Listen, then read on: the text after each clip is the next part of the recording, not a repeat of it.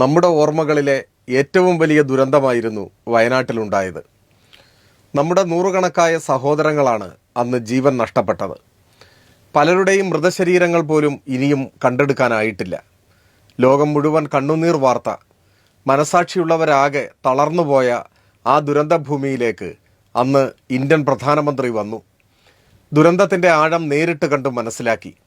പക്ഷേ ഇപ്പോൾ കേന്ദ്ര സർക്കാർ പ്രഖ്യാപിച്ചിരിക്കുന്നത് ചില്ലിക്കാശ് പോലും വയനാടിനെ സഹായിക്കാൻ തരില്ലെന്നാണ്.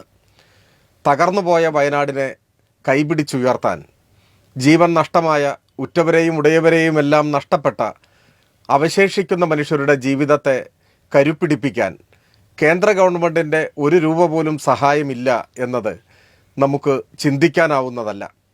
കേന്ദ്ര സർക്കാർ സഹായമെന്നാൽ അത് ജനങ്ങളുടെ പണമാണ്. ആ അർത്ഥത്തിൽ നമ്മുടെ തന്നെ പണമാണ്. പക്ഷേ വയനാടിനെ സഹായിക്കില്ല, കേരളത്തോടൊപ്പം നിൽക്കില്ല എന്ന നിലപാടാണ് കേന്ദ്രം സ്വീകരിച്ചിട്ടുള്ളത്. വയനാട്, കേരളം ഇന്ത്യയിൽപ്പെട്ട ഒരു പ്രദേശമല്ല എന്ന മനോഭാവമാണ് ഭരണാധികാരികൾക്കുള്ളത്. പ്രധാനമന്ത്രി വയനാട്ടിൽ വന്നത് ദുരന്തത്തിൻ്റെ ആഴം മനസ്സിലാക്കി സഹായിക്കാനല്ലെന്നും കേവലമൊരു ഡിസാസ്റ്റർ ടൂറിസ്റ്റായിരുന്നു അദ്ദേഹമെന്നും ഇപ്പോൾ തെളിയുകയാണ്.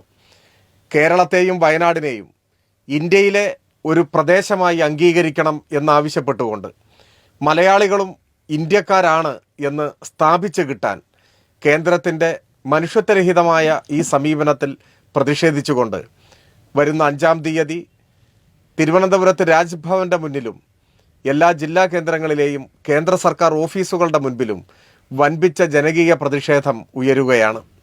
നിങ്ങളുടെ രാഷ്ട്രീയം എന്തുമാവട്ടെ, നിങ്ങൾ ഏതു രാഷ്ട്രീയ പാർട്ടിയിൽ അംഗമായിക്കൊള്ളട്ടെ, പക്ഷേ ഇക്കാര്യത്തിൽ നാം ഒരുമിച്ച് നിൽക്കേണ്ടതാണ്.